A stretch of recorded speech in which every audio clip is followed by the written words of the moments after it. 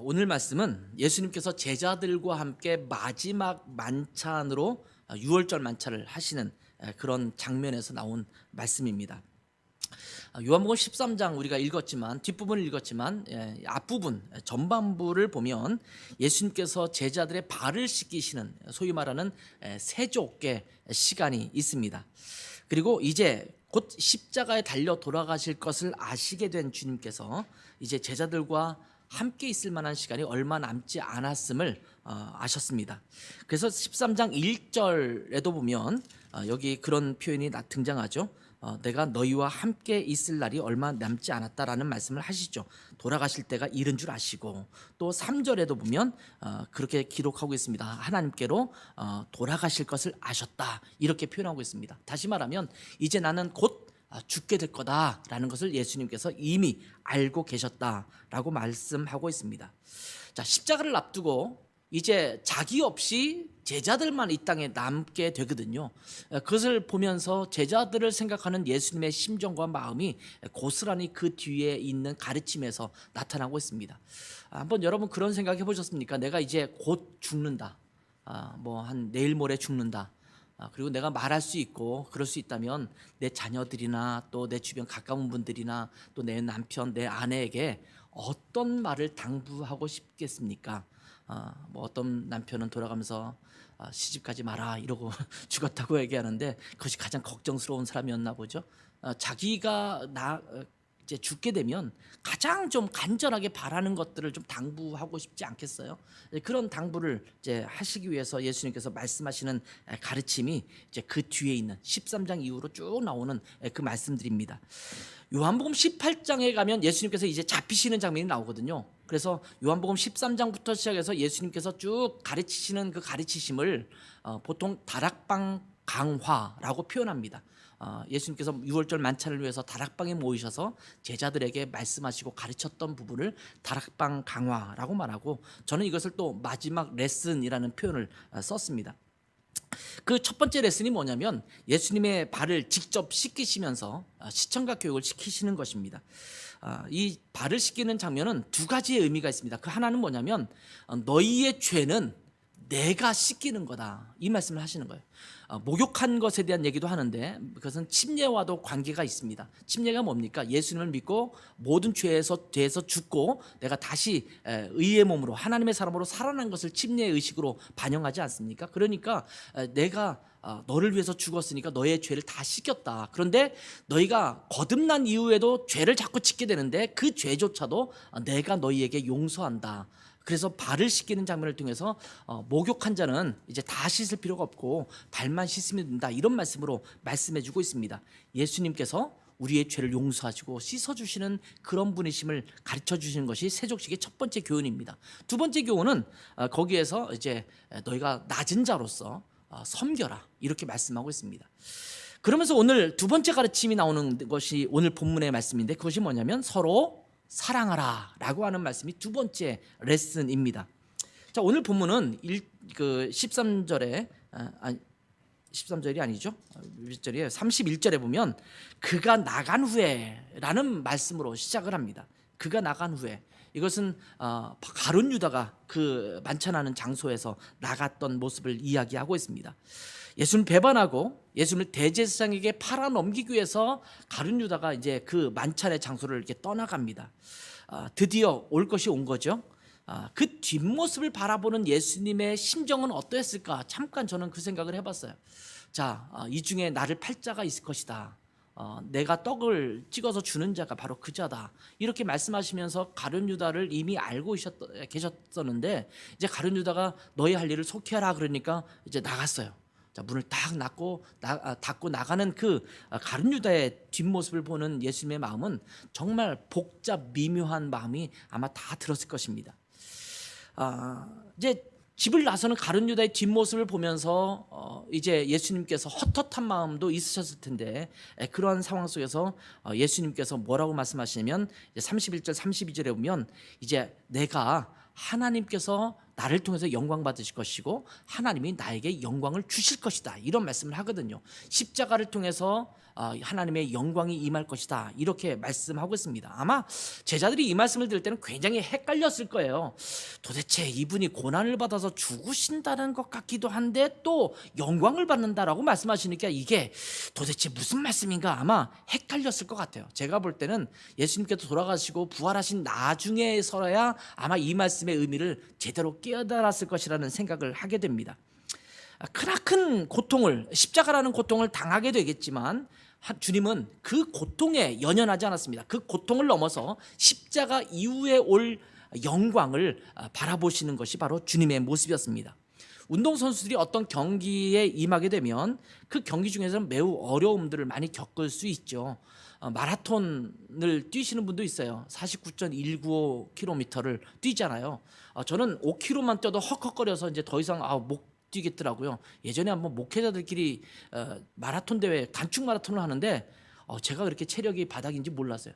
뭐 5km도 못해서 헉헉거려가지고 중간에 뭐 걸어와야 되는 그런 상황이 되더라고요. 참 쉽지가 않습니다. 근데 49.195라는 그 거리는 마라톤 선수들도 굉장히 그 힘든 상황을 계속 겪어가면서 이제 지나쳐서 그것을 와야 되거든요.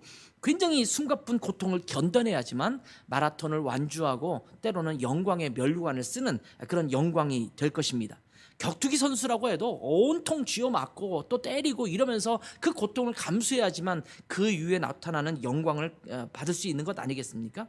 근데 주님께서는 그것을 이미 하셨습니다. 십자가의 고난을 당하시지만 내가 부활의 승리를 갖고 있는 자라는 것을 분명히 아셨습니다. 그래서 십자가가 임박한 때의 영광의 때를 말씀하고 있는 겁니다. 그러면서 마지막 레슨 두 번째를 말씀하시는데 그것은 내가 새 계명을 너에게 주노니 너희가 서로 사랑하라 라는 말씀입니다. 저는 오늘 그 13장 말씀을 쭉 읽으면서 이런 질문을 한번 스스로 해보았습니다. 왜 하필이면 주님께서 그 하고 많은 시간 중에서 마지막 십자가를 바로 코앞에 둔 그때에 예수님의 제자의 발을 씻겼을까? 예수님께서 3년 동안이나 제자들과 함께 지내면서 수없이 그런 레슨을 할 수 있는 시간들이 많았을 것 아니겠습니까? 그런데 하필이면 정말 바쁜 그때에 굳이 수건을 두르시고 제자들의 발을 일일이 씻으시면서 너희가 서로 섬겨라. 너의 죄는 내가 용서한 것이다. 이렇게 말씀하시는 이유가 무엇일까? 그러면서 오늘 본문에 보면 서로 사랑하라 또 말씀을 하고 있습니다. 왜 그랬을까요? 굳이 그 시간에 제자들의 발을 씻기고 서로 섬겨라, 서로 사랑하라 이렇게 당부하신 이유가 무엇일까요? 저도 두 아들을 두고 있습니다만 두 아들을 위해서 이제 매일매일 거의 기도하죠. 매일 기도하고 우리 성도님들 위해서 매일 기도하는데 두 아들을 위해서 기도할 때 여러 가지 기도 제목들이 있어요. 뭐 결혼도 잘하게 해달라, 좋은 배우자 만나게 해달라, 뭐 앞으로 잘 되게 해달라, 뭐 건강하게 해달라, 뭐 많은 기도 제목들이 있지 않겠습니까? 그런 기도 제목들 중에 하나가 뭐냐면 두 형제가 평생 잘 우애하면서 행복하게 또 화목하게 살았으면 좋겠다 이렇게 기도를 합니다. 이게 아마 이렇게 남매가 있잖아요. 남매가 있고 자매가 있을 때 자매가 서로 언니 동생이 싸우지 않고 또 오빠 동생이 싸우지 않고 현실 남매, 현실 자매, 현실 형제 이런 표현을 많이 쓰잖아요. 현실 남매가 뭡니까? 서로 투닥거리고 싸우는 것이 현실 남매 아니겠습니까? 보통의 남매, 자매, 형제가 다 그런데 좀 둘이 화목했으면 좋겠다. 아마 이것은 모든 부모의 자녀들을 향한 아마 마음일 거예요. 저희 부모님들도 여러분의 부모님들도 아마 여러분을 대할 때는 자녀들이 전부 화목하게 같이 지냈으면 좋겠다 이렇게 생각하는 것이 아마 그들의 소원이었을 것입니다. 근데 예수님께서도 마지막에 마치 자기의 자녀에게 이야기하듯이 너희 좀 서로 섬겨봐 그리고 너희 좀 서로 사랑해 이렇게 말씀하시는 거거든요. 왜 그러셨을까요? 그 이유는 누가복음 22장 24절을 보면 짐작이 됩니다. 요한복음에는 그 기록이 나와 있지 않지만 똑같은 유월절 만찬을 하고 있는 그 장소에서 일어난 이야기입니다. 뭐라고 말하냐면 또 그들 사이에 그중 누가 크냐 하는 다툼이 났다 이렇게 기록하고 있거든요. 아니 유월절 만찬을 앞두고 그들이 한 일이 뭐냐면 누가 더 높은 자리냐, 누가 높은 자리를 차지할 것이냐, 내가 12명의 제자 중에서 내가 그래도 뭐 총리 대신은 내가 맡아야 되는 것 아니야, 뭐 오늘날로 말하면 그랬겠죠. 나는 비서실장을 맡아야 돼 이러면서 서로 누가 높은지 뭐 누가 큰지 이런 걸 가지고 싸웠던 일이 벌어진 것입니다. 마지막 만찬을 두고 그렇게 싸웠어요. 저는 예수님께서 제자들의 발을 씻기신 이유 중에 하나는, 이건 제 추측입니다만, 이 이유도 있을 것이라는 생각이 들어요. 그 당시 보통 어디선가 외부에서 집에 들어오면 정결례라고 해서 손과 발을 닦는 예식이 어느 집이나 다 있었거든요. 그러면 손 닦는 것은 물로 이렇게 부어주면 손을 이렇게 닦는데, 발을 닦아주는 것은 보통 그 집의 가장 낮은 자가 그 일을 대신합니다. 물론 평상적인 집에서는 뭐 자기가 스스로 닦을 수도 있고 할 수 있겠지만, 조금 하인이 있거나 그런 집에서는 그 집에 그래도 가장 낮은 자, 또는 뭐 부모님이 있고 뭐 이랬을 때는 그 중에 아들, 막내 아들, 뭐 이런 아이들, 그 자녀가 그 발을 씻겨주는 일을 일반적으로 했단 말이죠. 제자들이 예수님까지 포함해서 13명이 이제 만찬을 위해서 마가의 다락방으로 갔습니다. 근데 발을 씻어야 될 것 아니겠습니까? 근데 이게 제 추측입니다. 발을 아무도 씻어주지 않았어요. 서로 그러면서 싸웠을 수도 있어요. 야, 네가 발을 씻겨야 되는 거 아니야? 그러니까 베드로가, 야, 나는 그래도 수제자 아니야? 뭐 이게 제가 그냥 꾸며낸 얘기입니다만, 그러면서 아니야, 너 누가 닦아야지. 너는 지금 말로 번역을 한다면 성경에 몇 번밖에 안 나오잖아. 네가 닦어. 너는 주인공이 아니고 조역이잖아. 이러면서 서로 투닥투닥 싸울 수도 있었다라는 생각이 들어요. 왜냐하면 만약 그들이 발을 씻었다면 예수님께서 발을 씻기실 때 무슨 말을 했을 거라고 생각하십니까? 아니 주님, 우리 아까 발 다 씻었지 않았습니까? 이렇게 했을 것 같아요. 근데 아무도 그 말 하지 않거든요. 그러면 제가 볼 때는 정결례를 하지 않고 서로 누가 닦여주는 것도 애매하니까 그냥 자리에 앉았을 가능성이 있습니다. 이거는 성경에 나오지 않습니다. 제 추측입니다. 이런 상황에서 누가 크냐, 누가 높으냐 싸우고 있는 거예요. 은근히 그런 다툼이 있거든요. 한국 사람들 만나면 민증 까는 거 많이 하잖아요. 네가 형이냐 내가 동생이냐, 너 몇 년생이야, 빠른 나 뭐야, 이렇게 하면서 빠른 년생까지 막 들먹거리면서 낮은 자리에 가지 않으려고 서로 싸우고 다투는 거잖아요. 뭐 군대 1년 6개월 근무하면서도 서로 얼마나 짬이 높으냐 낮으냐 가지고 싸우면서 그럼 몇 개월 가지고 내가 고참이다 뭐 쫄따구다 이러면서 서열을 매기는 것이 우리 한국 사람 아니겠습니까? 어디든지 가면 내가 어느 자리에 앉아야 되고 또 누가 높은 사람이고 누가 낮은 사람인지를 자꾸 정하려고 하는 그런 모습들이 우리 가운데 있습니다. 제자들도 아마 다르지 않은 것 같습니다. 누가 큰가? 이것에 대한 다툼이 그들 가운데 있었다라는 겁니다. 누가 큰가라고 하는 다툼이 우리에게서 나옵니다. 왜 우리가 싸우게 되느냐? 누가 큰지 아닌지에 대해서 자꾸 고민하는 것 때문에 나오는 것입니다. 누가 더 잘났느냐? 누가 더 옳은가? 이런 데서 다툼이 나오는 것입니다. 그래서 주님께서는 제자들의 발을 씻기면서 겸손한 자, 낮은 자의 자리에서 섬기는 자가 바로 큰 자다, 이렇게 말씀하고 있습니다. 제가 누가 크냐를 몇 번이나 얘기했는데 자막이 안 나와서 계속 지금 누가 큰가를 말하고 있었어요. 아무튼 요즘 대선이 한창입니다. 대선에 나선 후보들이야 뭐 어쩔 수 있겠습니까? 서로가 내가 적합한 인물이니까 나라야 할 수 있다. 다른 후보는 그럴 자격이 없다. 이렇게 외칩니다. 마치 누가 크냐라고 서로 얼굴을 맞대고 싸우는 모습이 있는 것 같습니다. 어쩔 수 없습니다. 왜냐하면 세상의 다툼이잖아요. 세상에서는 그럴 수밖에 없지 않겠습니까? 저는 그렇게 생각해요. 그런데 문제는 교회 안에서도 그러한 모습이 나타날 때가 참 많다라는 겁니다. 누가 크냐? 누가 잘났냐? 라고 하면서 서로 경쟁하고 갈등을 일으킵니다. 서로 누가 크냐며 크게 다투는 그런 제자들에게 겸손을, 또 낮은 자처럼 섬겨야 함을 가르쳐 주십니다. 아직 덜 다듬어진 제자들의 모습을 보고 예수님의 모습은 어땠을까요? 나는 이제 곧 십자가에 죽어야 되는데 아직도 저 아이들은 저걸 가지고 싸우고 있구나, 아직도 저러니 어떡하지? 이런 걱정이 있지 않았을까요? 한 제자는 예수님을 팔아넘기기 위해서 그 자리를 떠났습니다. 다른 제자들의 모습을 보니까 서로 자기가 잘났다고 싸우는 모습으로 투닥거리고 있습니다. 이제 나는 십자가를 져야 되는데 어떡하지? 아마 이런 마음이 예수님께 들었을 것이라는 생각이 듭니다. 그러한 제자들을 보면서 주님께서는 내가 십자가에 못 박히게 되면 제자들은 어떠할까? 이런 생각을 하셨을 것입니다. 33절에 보면 작은 자들아 내가 아직 잠시 너희와 함께 있겠노라, 이렇게 말씀하십니다. 이제는 잠시밖에는 너희들과 머물 수 없다. 너희와 함께 할 수 있는 시간은 잠깐이다. 이제는 곧 나는 떠나야 된다. 이런 말씀을 지금 하시고 있는 거예요. 시간이 없다라는 말씀입니다. 그런데 예수님께서는 십자가에 못 박히시고 돌아가실 텐데 그러면 제자들이 어떻게 해야 됩니까? 예수님께서 잡혀가시고 십자가에 막 고난을 당하시면 그들이 함께 마음을 모아서 이 위기를 극복해야 되는 것 아니겠습니까? 그런데 이 제자들의 모습을 보니까 한숨만 나오는 것입니다. 주님은 십자가를 지실 준비가 다 되었는데 제자들은 십자가를 지실 주님에 대한 준비가 전혀 되지 않았습니다.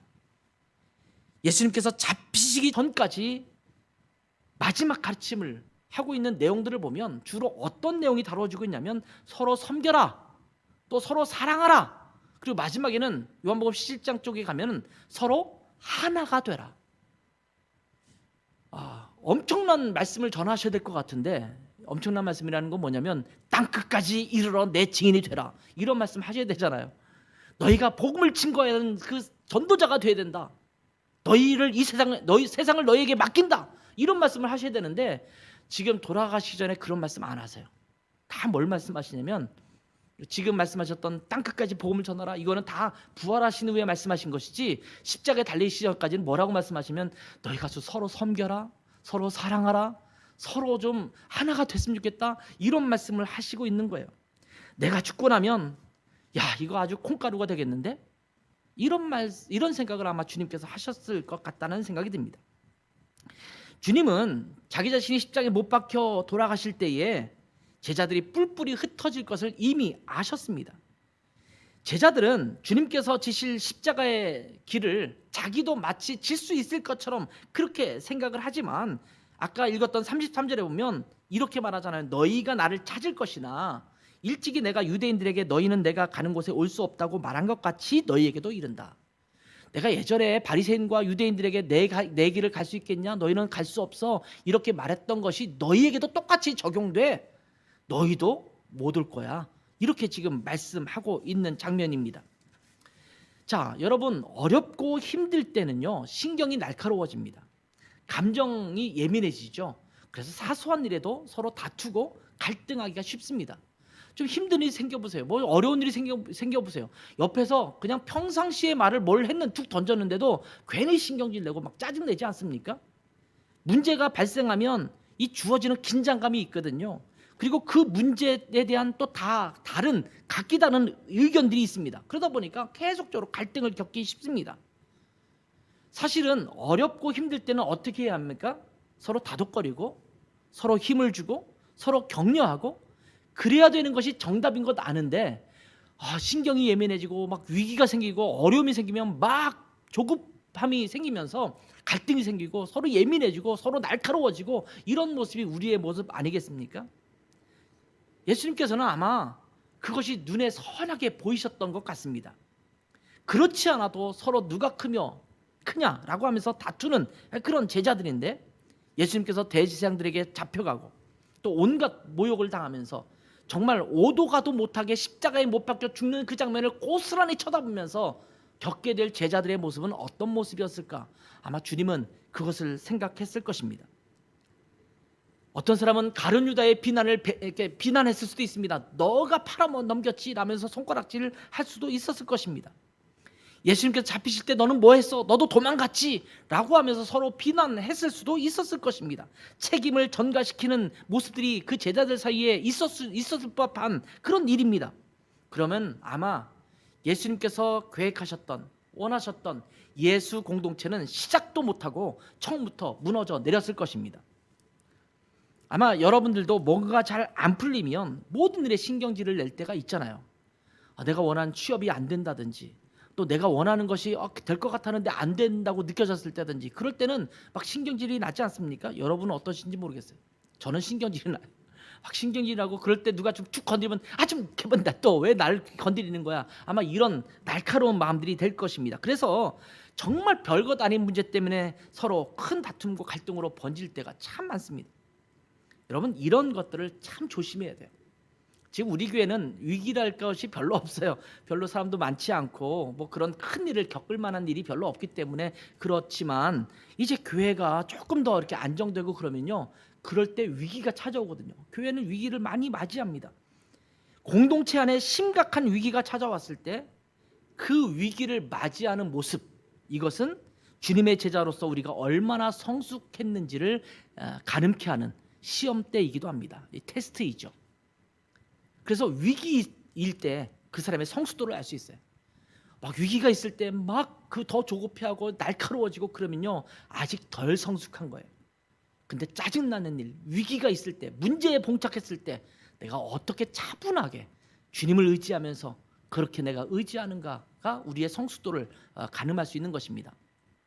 뭐 어제 오늘 계속 여러분 시편을 묵상했을 텐데, 그 시편에서도 보면 막 부조리에 또 뭐 말도 안 되는 일들, 그런 일들이 주변에 벌어졌을 때 시편 기자는 굉장히 성숙한 모습의 기도를 드리고 있는 거거든요.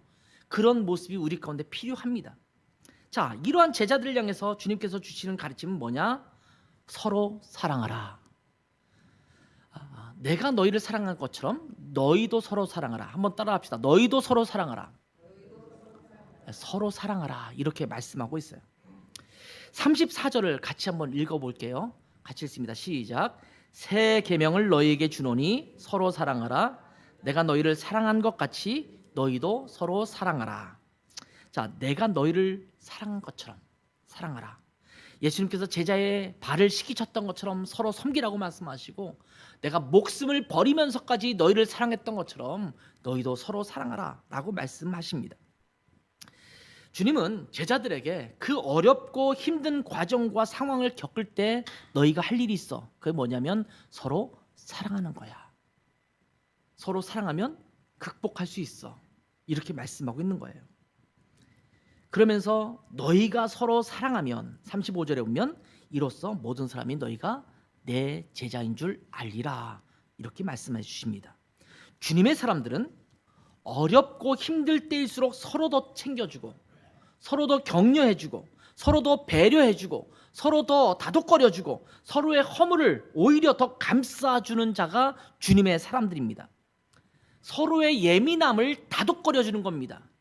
예민하고 날카로워지면, 아니 왜 그래? 왜 날카롭게 나한테 그렇게 돼? 내가 뭐 잘못했어? 라고 하는 것이 아니라, 아, 네가 지금 예민하구나, 날카롭구나, 그리고 등을 다독거려 줄 수 있는 것이 바로 주님의 사람들의 모습입니다. 이것이 진짜 그리스도인들의 모습입니다. 근데 쉽지 않죠. 자녀가 막 예민해서 짜증내면 너 왜 그래? 그러면서 오히려 같이 짜증내는 경우 많잖아요. 저부터 그래요. 쉽지가 않은 일입니다. 그런데 진짜 그리스도인의 모습, 진짜 하나님의 사람의 모습은 이럴 때에 오히려 다독거려주고 보다듬어주고 그런 것이 필요합니다. 그러니까 짜증 낼 사람은 짜증을 내지 말아야 되고, 그 짜증을 받아주는 사람은 그것을 다독거려주고, 이것이 우리 모습이어야 한다는 것입니다. 우리 교회는 그런 교회가 됐으면 좋겠습니다. 요즘 대선을 앞두고 대선 얘기를 자꾸 하니까 죄송합니다만 그래도 할 얘기는 해야죠. 신경전이 극에 달하고 있지 않습니까? 자기 자신을 돋보이게 하기 위해서 하는 전략이 뭐냐면 네거티브 전략입니다. 상대방의 약점, 상대방의 부정적인 것들을 이걸 다 끄집어내서 서로를 공격하는 겁니다. 서로 이기려고 경쟁한 것이기 때문에 어쩌면 그럴 수밖에 없겠다라는 생각도 들지요. 왜냐하면 그들은 세상에서 권력을 쥐려고 하는 사람이지 않습니까? 세상의 논리는 그렇게 돌아갑니다. 우리는 마음 아프고 답답해하지만 세상의 권력을 쥐려는 사람인데 안 그러겠어요? 그럴 수밖에 없다고 생각해요. 그런데 뭐 그들이야 그렇다고 치고, 제가 더 염려스러운 것은 교회 안에서도 좌우 진영으로 나누어서 서로를 비난하고 있다는 겁니다. 심지어 가족끼리 모여도요, 이게 좌우가 나뉘어가지고 심각해져요. 그래 잠깐 함께 만나서 같이 밥 먹고 화기애애하게 다 이야기하다가도 가족이든 친구끼리 만나든 목사들끼리 만나든 막 얘기하다가 갑자기 대선 얘기 나오고 정치 얘기 나오면 갑자기 싸늘해져요. 그다음에 공격 분위기가 막 형성돼요. 아니 그렇게 서로 절친이다 뭐 이렇게 얘기하다가도 그런 일만 벌어지면 부부도 따로 없고 부모 자녀도 없고 뭐 아무도 없어요. 그러니 뭐 교회는 어떻겠습니까? 요즘 페이스북이나 인스타그램 이런 SNS를 보면 자기가 지지하는 후보에 대한 적극적인 찬양하는 사람들이 꽤 많아요. 그런가 하면 상대 후보에 대한 원색적인 비난의 글도 참 많습니다. 나는 이 사람을 지지하기 때문에 이 사람에 대해서 비난하고 이 사람을 찬양하는 글을 쓰는 거죠. 근데 문제는 그 글의 내용에 지지하는 사람은 뭐 심지어 아멘, 뭐 맞습니다, 전적으로 동의합니다 이렇게 쓰는 사람도 있지만, 아니 이거는 이렇습니다라고 밑에 댓글을 달기 시작하는 사람들이 생기잖아요. 그러면 아주 뭐 난장판이 됩니다. 그 페이스북이 뭐 아주 서로 진흙탕처럼 아주 엉망이 돼버리고 맙니다. 여기에는요, 그리스도인들, 심지어 목사들도 예외가 없습니다. 그리스도인들끼리, 목사들끼리도 서로 좌우 진영으로 나누어서 험한 말까지 서슴지 않고 서로 맹비난을 퍼붓습니다. 그리고 친구를 끊습니다. 실제로 페이스북 안에서 일어나는, 페이스북 월드에서 일어나는 그런 일들이에요. 인스타그램은 좀 글이 좀 적으니까 조금 덜한데, 이 페이스북이나 이렇게 글을 많이 쓰는 데서는 심각한 것까지 이르게 됩니다. 여러분, 의견은 서로 다를 수가 있습니다. 그런데 다른 의견은 존재해서는 안 된다라고 생각하면서 이제 서로를 향해서 공격을 퍼붓는 것은 안 되는 것입니다. 신사적인 태도를 찾아보기가 쉽지가 않습니다. 한쪽은 절대 선이고 한쪽은 절대 악입니다. 이런 극단적인 태도의 모습을 갖고 있습니다. 그리고 내 편이 아니면 상대방은 극악무도한 사람입니다. 뭐 요즘 뭐 무당 얘기를 들기도 하고, 아주 뭐 첨예한 사기꾼이라고 말하기도 하고, 가족도 몰라보는 사람이라고 말하기도 하고, 뭐 서로 간에 아주 상대방은 아주 악의 축이고 나는 굉장히 선하고, 이런 모습을 갖고 있는 것이 보이지 않습니까? 서로들 자기들은 의롭고 정당하고 공정하다고 주장하고, 상대는 악하고 불공정하고 파렴치한 자라고 공격합니다. 그리고 여기에 요즘은 성경 말씀까지 덧붙여서 거론됩니다. 뭐 이세벨도 요즘 등장하고 뭐 많은 사람들이 등장해요.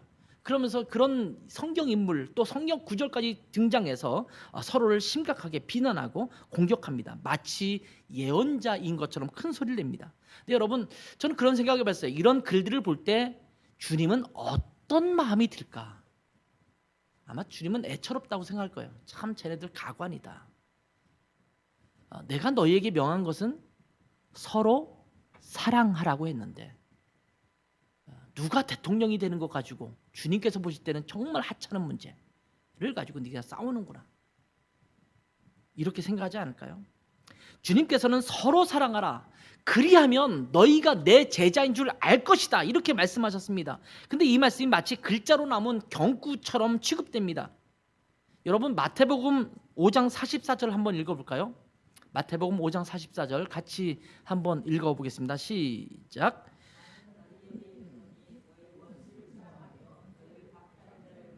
예, 너희 원수를 사랑하고 너희를 박해하는 자를 위해서 기도하라. 주님은 심지어 원수를 사랑하라고 했어요. 근데 여러분, 이 원수를 사랑하라고 하는 말은 여러분 다 들어서 알고 있잖아요. 근데 여러분, 이것은 내가 지켜야 될 것으로 생각하지 않아요. 그냥 하나의 경구예요, 경구. 그렇지, 원수 사랑해야지, 뭐 그 정도로 사랑하라는 말이겠지. 그렇지만 내 원수는 내가 절대 용서 못하지. 이것이 우리의 모습 아닙니까? 그러면 좌우가 서로 싸우면 안 되잖아요. 그리스도인이라면. 세상 사람은 싸울 수 있어요. 그리스도인은 그거 가지고 싸우면 안 돼요. 여러분, 교회 안에서는요, 절대 정치적 색채 가지고 싸우면 안 됩니다. 아멘? 그거 가지고 말하지 마세요. 옳고 그름이 없어요. 그거는요, 다 옳아요. 또 다 글러요. 다 옳고 그른 게 있단 말이죠. 교회 안에서 그거 가지고 싸우고는 안 돼요. 왜냐하면 하나님의 말씀 가지고 우리가 할 것도 많은데 그 정말 나눌 수 없는 진리 가지고 그렇게 싸우면 안 된다라는 거죠.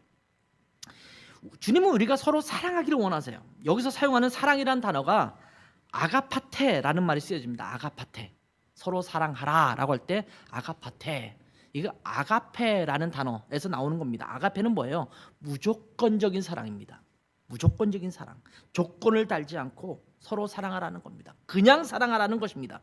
율법을 따라 옳고 그름을 따지기에 앞서서 서로 사랑하라는 것입니다. 이것이 주님께서 주신 새 계명입니다. 주님은 십자가를 앞두고 제자들에게 신신당부하시면서 서로 사랑하라, 이렇게 말씀하십니다. 자, 근데 사실은 여기까지만 하고 메시지를 끝내도 되지만 그 뒤에 덧붙여진 말씀이 있잖아요.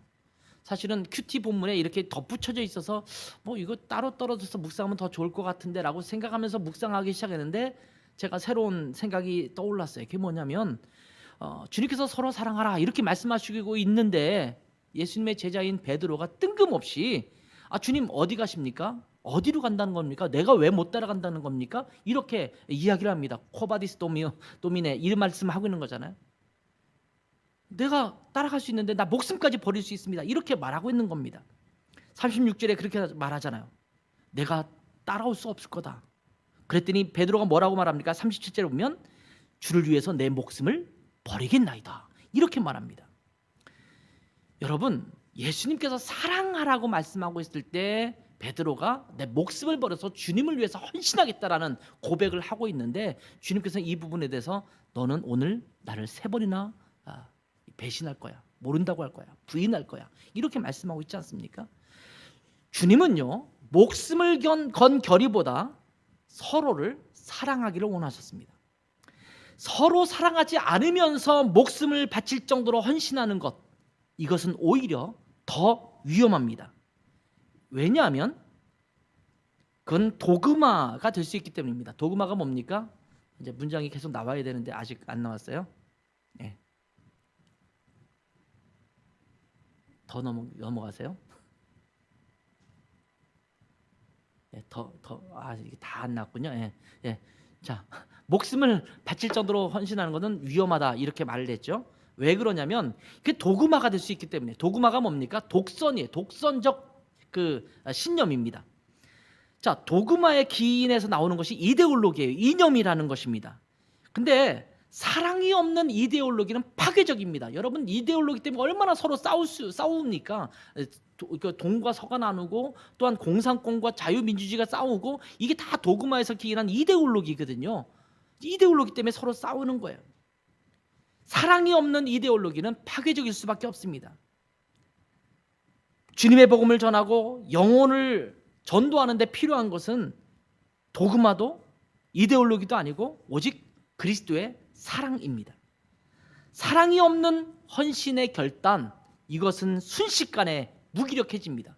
여러분, 교회 안에서 열심히 헌신해요. 열심히 열정을 내요. 그런데 사랑이 없어요. 얼마나 교회 안에 풍파를 만들고 상처를 주는지 모릅니다. 사랑이 없는 헌신, 사랑이 없는 열정, 정말 위험한 것입니다.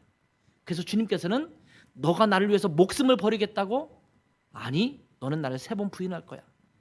여러분, 그리고 마지막에 요한복음 21장에 보면 예수님께서 제자 베드로를 다시 만나서 뭘 요구하십니까? 내가 나를 사랑하느냐, 이걸 요구하시는 거예요. 너가 나를 위해서 목숨 버리겠다고 했지? 그런 너의 열의는 금방 무너질 거야. 그러나 내가 나를 사랑하면 너가 나의 양을 칠 수 있을 것이다. 이렇게 말씀하고 있는 겁니다. 사랑하는 것이 무엇보다도 중요한 것임을 깨우쳐주고 있습니다.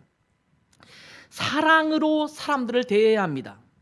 무엇보다도 그리스도인들끼리 같은 마음의 믿음의 공동체 안에서 함께하는 이들끼리 서로 사랑해야 합니다. 주님은 우리에게 사랑을 당부하셨습니다.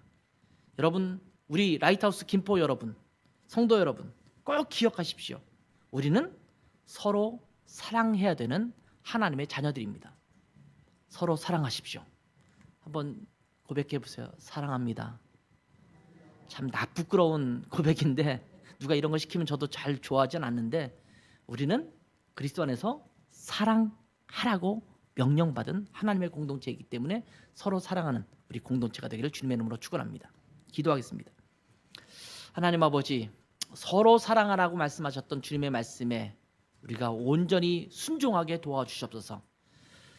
내 마음과 조건에 맞으면 사랑하는 것이 아니라 무조건 아가페의 사랑으로 사랑하라고 말씀하시고 심지어 원수까지도 사랑하라고 말씀하셨던 주님의 말씀을 우리가 분명히 기억하고 사랑 없는 열정, 사랑 없는 헌신, 사랑 없는 진리의 추구, 이것이 아니라 사랑을 가지고 그 모든 것들을 행하는 저희들 될 수 있도록 축복하여 주시옵소서. 예수님의 이름으로 기도했습니다. 아멘.